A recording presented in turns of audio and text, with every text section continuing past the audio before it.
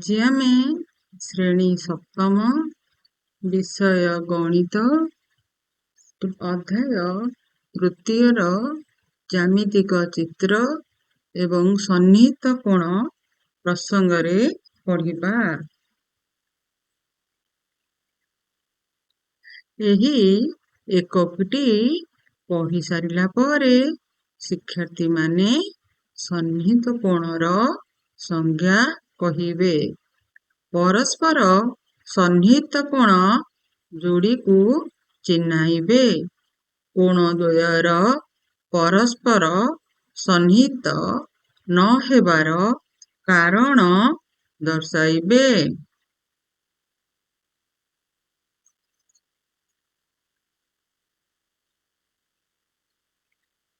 ପିଲାମାନେ ଏହି ପାର୍ଶ୍ୱସ୍ଥ ଚିତ୍ର କ, ଖ, ଗକୁ ଦେଖି ଉତ୍ତର ଦିଅ।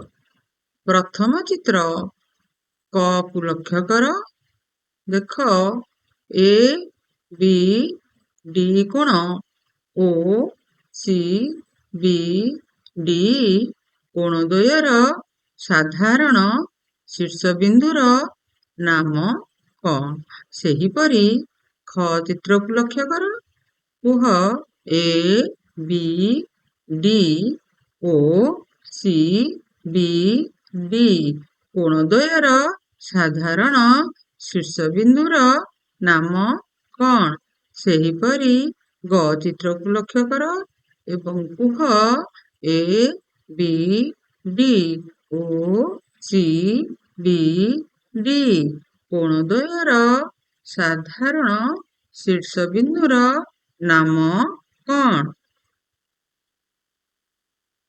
ଠିକ ଅଛି। ଶୀର୍ଷବିନ୍ଦୁ ବି। ଉଭୟ କୋଣର ଶୀର୍ଷବିନ୍ଦୁର ନାମ ହେଉଛି ବି।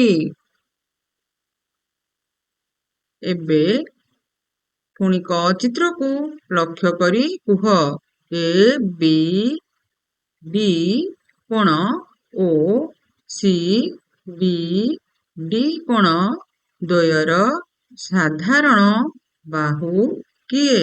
ସେହିପରି ଖ ଚିତ୍ରକୁ ଲକ୍ଷ୍ୟ କରି କୁହ ଏ ବି ଡି କୋଣ ଓ ସି ବି ଡି କୋଣ ଦ୍ୱୟର ସାଧାରଣ ବାହୁ କିଏ? ସେହିପରି ଗ ଚିତ୍ରକୁ ମଧ୍ୟ ଲକ୍ଷ୍ୟ କରି କୁହ ଏ ବି ଡି ଓ ସି ବି ଡି କୋଣ ଦ୍ୱୟର ସାଧାରଣ ବାହୁ କିଏ? ସାଧାରଣ ବାହୁ ହେଉଛି ଉଭୟ କୋଣର ବି ଡି ଅଟେ। ଏବେ ସେହିପରି ଚିତ୍ର କ, ଖ ଓ ଗକୁ ଲକ୍ଷ୍ୟ କରି କୁହ ଏ ବି ଡି କୋଣ ଓ ସି ବି ଡି କୋଣ ଦ୍ୱୟର ଅନ୍ତର୍ଦେଶରେ କୌଣସି ସାଧାରଣ ଅଂଶ ବା ବିନ୍ଦୁ ଗୁଡ଼ିଏ ଅଛି କି? କ ଚିତ୍ର ଏବଂ ଖ ଚିତ୍ର ଗ ଚିତ୍ରକୁ ସମ୍ପୂର୍ଣ୍ଣ ଭାବରେ ଲକ୍ଷ୍ୟ କର। କୁହ ଏହି କୋଣ ଦ୍ୱୟ ମଧ୍ୟରେ କୌଣସି ସାଧାରଣ ଅଂଶ ଅଛି କି?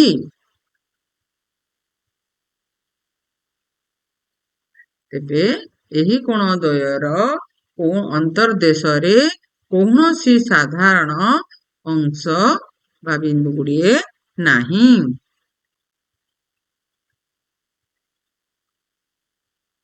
ଉପରୋକ୍ତ ତିନୋଟି କାରଣରୁ କୋଣ ଏ ବି ଡି ଓ ସି ବି ଡି କୋଣ ଦ୍ୱୟକୁ ପରସ୍ପର ସନ୍ନିହିତ କୋଣ କୁହାଯାଏ।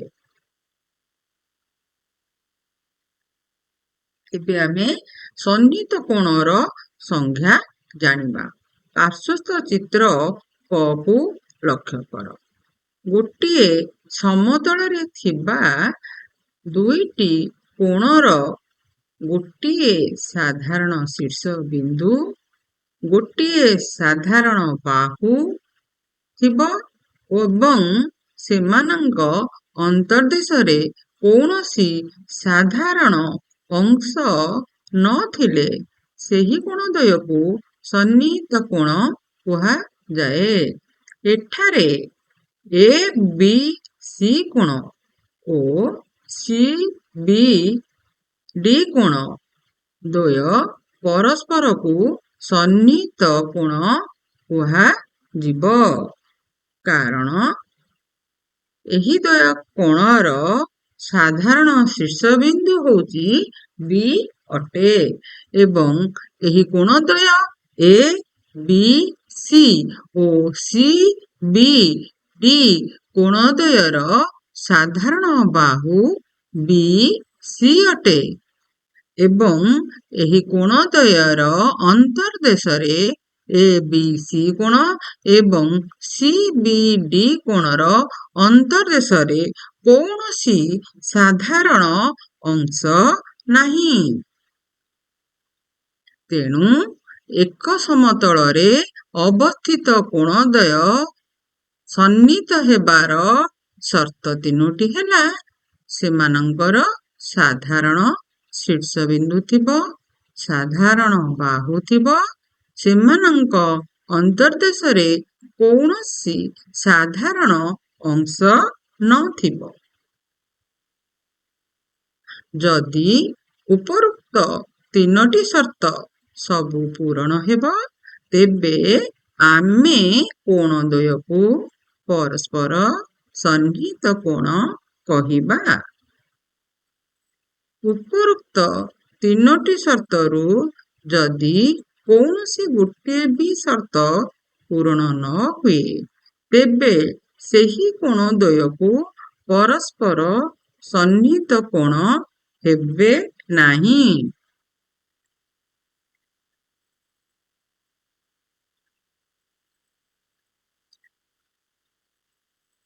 ଏବେ ଏହି ପାର୍ଶ୍ୱସ୍ଥ ଚିତ୍ରକୁ ଦେଖ ଏବଂ କୁହ, ଏ ବି ସି କୋଣ ଓ ଏ ବି ଡି କୋଣଦ୍ୱୟ ମଧ୍ୟରୁ ଏ ବି ସି କୋଣ ଓ ଏ ବି ଡି କୋଣ ଦ୍ୱୟର ସାଧାରଣ ଶୀର୍ଷବିନ୍ଦୁଟିଏ।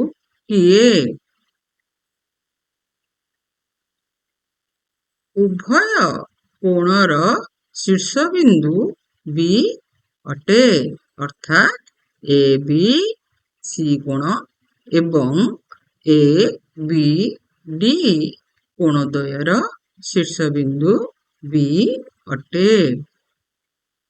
ଏବେ କୁହ, ଏହି ଏ ବି ସି କୋଣ ଓ ଏ ବି ଡି କୋଣଦ୍ୱୟର ସାଧାରଣ ବାହୁ କିଏ? ଏହି ଦ୍ୱୟ କୋଣର ସାଧାରଣ ବାହୁ ଅଟେ ବି ଏ। ଏ ବି ସି କୋଣ ଓ ଏ ବି ଡି କୋଣଦ୍ୱୟର ଅନ୍ତର୍ଦେଶରେ କୌଣସି ସାଧାରଣ ଅଂଶ ଅଛି କି? ଅର୍ଥାତ୍ ଏହି କୋଣଦ୍ୱୟର ଅନ୍ତର୍ଦେଶରେ କିଛି ସାଧାରଣ ବିନ୍ଦୁ ବା କୌଣସି ସାଧାରଣ ଅଂଶ ଅଛି କି? ଭଲକି ଦେଖିକିରି କୁହ। ଏ ବି ସି କୋଣ ଏବଂ ଏ ବି ଡି କୋଣର କୌଣସି ସାଧାରଣ ଅଂଶ ଅଛି କି? ଅଛି। ତେବେ କହିଲ ଦେଖି, ଏହାର ସାଧାରଣ ଅଂଶ କୋଉଠି? ଏଇ ଦୁଇଟି କୋଣର। ଏଇ ଦୁଇଟି କୋଣର ସାଧାରଣ ଅଂଶ ଏ ବି ଡି ଅଟେ।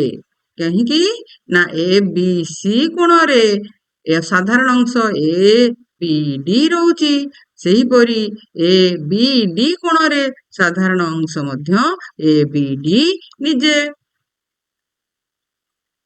ତେବେ ମତେ କୁହ, ଏ ବି ସି କୋଣ ଆଉ ଏ ବି ଡି କୋଣଦ୍ୱୟ ପରସ୍ପର ସନ୍ନିହିତ କୋଣ ହେବେ କି? ଏ ବି ସି କୋଣ ଓ ଏ ବି ଡି କୋଣଦ୍ୱୟ ପରସ୍ପର ସନ୍ନିହିତ ନୁହେଁ। କାହିଁକି ନା ଏ ବି ସି କୋଣ ଓ ଏ ବି ଡି କୋଣ ପରସ୍ପର ସନ୍ନିହିତ କୋଣ ହେବା ପାଇଁ ସାଧାରଣ ଶୀର୍ଷବିନ୍ଦୁ ବି ଅଛି। ସାଧାରଣ ବାହୁ ବି ଏ ଅଛି। ମାତ୍ର କୋଣଦ୍ୱୟ ଅନ୍ତର୍ଦେଶରେ ସାଧାରଣ ଅଂଶ ଏ ବି ଡି ଅଛି। ଏହା ଆମର ଦୁଇଟି କୋଣ ପରସ୍ପର ସନ୍ନିହିତ ହେବାକୁ ହେଲେ ଏହାର ତିନୋଟି ଯାକ ସର୍ତ୍ତ ପୂରଣ କରୁନାହିଁ। ଏଥିରେ ଦୁଇଟି ସର୍ତ୍ତ ପୂରଣ ହଉଛି, ଯଥା ଏହାର ଏହି ଦୁଇଟି କୋଣର ସାଧାରଣ ଶୀର୍ଷବିନ୍ଦୁ ବି ଅଛି, ସାଧାରଣ ବାହୁ ବି ଏ ଅଟେ, କିନ୍ତୁ ଏମାନଙ୍କର ଏଇ ଦୁଇଟି କୋଣର ସାଧାରଣ ଅଂଶ ଏ ବି ଡି ରହିଯାଇଛି। ତେଣୁ ଏହା ସନ୍ନିହିତ ହେବେ ନାହିଁ। ଆସ ଉତ୍ତର କହିବା। ନିମ୍ନସ୍ଥ ଚିତ୍ରରେ ଥିବା ପରସ୍ପର ସନ୍ନିହିତ କୋଣ ଯୋଡ଼ିମାନଙ୍କୁ ଚିହ୍ନ ଦିଅ। କଥା ତମେ ଭଲରେ ଲକ୍ଷ୍ୟ କର। ଏ ବି ସି ଡି ଇ ତିନୋଟି ଚିତ୍ରକୁ ଲକ୍ଷ୍ୟ କର ଏବଂ ସେଥିରେ ଦର୍ଶାଯାଇଥିବା କୋଣ ପ୍ରଥମ ଚିତ୍ରରେ ଅଛି କୋଣ A1 2 ଏବଂ ବି ଚିତ୍ରରେ ଅଛି କୋଣ 3 4, ସି ଚିତ୍ରରେ ଅଛି 5 6 ଏବଂ ଡି ରେ ଅଛି 7 8 ଏବଂ ଇ ରେ 9 10। ଆକୁ ଦେଖିକି କୁହ ଏବଂ ଠିକ ଚିହ୍ନ ଦିଅ କୋଉ କୋଣଦ୍ୱୟ ପରସ୍ପର ସନ୍ନିହିତ ଅଟେ ଏବଂ ମନେ ପକାଅ ଯେ ଦୁଇଟି କୋଣ ପରସ୍ପର ସନ୍ନିହିତ ହେବା ପାଇଁ କେଉଁ ତିନୋଟି ସର୍ତ୍ତ ଅଛି। ଏଥିମଧ୍ୟରୁ କୋଉ ଚିତ୍ର ଗୁଡ଼ିକ ସେହି ସର୍ତ୍ତ ପୂରଣ କରୁଛି। ହଁ, ଠିକ ଅଛି। ଏ ରେ ଆପଣଙ୍କର କୋଣ 1 ଏବଂ 2 ପରସ୍ପର ସନ୍ନିହିତ ଅଟେ। ଠିକ ଅଛି। ସେହିପରି କୋଣ ବି ରେ 3 4 କୋଣ ପରସ୍ପର ସନ୍ନିହିତ କୋଣ ଅଟେ। ଡି ରେ ମଧ୍ୟ 7 ଆଉ 8 କୋଣଦ୍ୱୟ ପରସ୍ପର ସନ୍ନିହିତ ଅଟେ। ମାତ୍ର ଡି ସି ଏବଂ ଇ ଏ ଦୁଇଟି ପରସ୍ପର ସନ୍ନିହିତ ନୁହେଁ। ଆସ ଏହି ପ୍ରଶ୍ନର ଉତ୍ତର କହିବା। ନିମ୍ନୋକ୍ତ ଚିତ୍ରରେ ଥିବା କୋଣଦ୍ୱୟ ପରସ୍ପର ସନ୍ନିହିତ କୋଣ ନ ହେବାର କାରଣ କ'ଣ? ଏଇ ଯୋଉ ଚିତ୍ରଟି ଦେଖୁଛ, ଏଥିରେ କୋଣ ଦର୍ଶାଯାଇଛି 9 କୋଣ ଏବଂ କୋଣ ନମ୍ବର 10। ଚିନ୍ତା କରି ଏବେ କୁହ ଏହି ଦୁଇଟି କୋଣ ସନ୍ନିହିତ ନ ହେବାର କାରଣ କ'ଣ?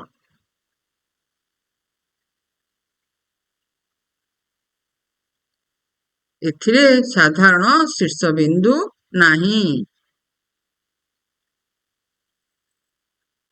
ସେମାନଙ୍କର ଅନ୍ତର୍ଦେଶ ସାଧାରଣ ଅଂଶ ରହିଛି। ଏଥିରେ ସାଧାରଣ ବାହୁ ଥିଲେ ମଧ୍ୟ ଏହି ଦୁଇଟି ସର୍ତ୍ତ ପୂରଣ କରୁନାହିଁ। ତେଣୁ ଏହି 9 କୋଣ ଏବଂ 10 କୋଣ ପରସ୍ପର ସନ୍ନିହିତ ହେବେ ନାହିଁ। 3 ଯୋଡ଼ା ସନ୍ନିହିତ କୋଣର ନାମ ଲେଖ ଏହି ଚିତ୍ରକୁ ଲକ୍ଷ୍ୟ କରି। ପ୍ରଥମ ଯୋଡ଼ିଟି ହେଉଛି କୋଣ KLM ଓ MLN। ତୃତୀୟ ଯୋଡ଼ିଟି ହେଉଛି କୋଣ MLN ଓ NLK। ତୃତୀୟ ଯୋଡ଼ିଟି ହେଉଛି NLK ଓ KLM। ମନେ ରଖିଲ ପିଲେ, ସନ୍ନିହିତ କୋଣ, ପରସ୍ପର ସନ୍ନିହିତ କୋଣ କାହାକୁ କୁହାଯାଏ? ଧନ୍ୟବାଦ।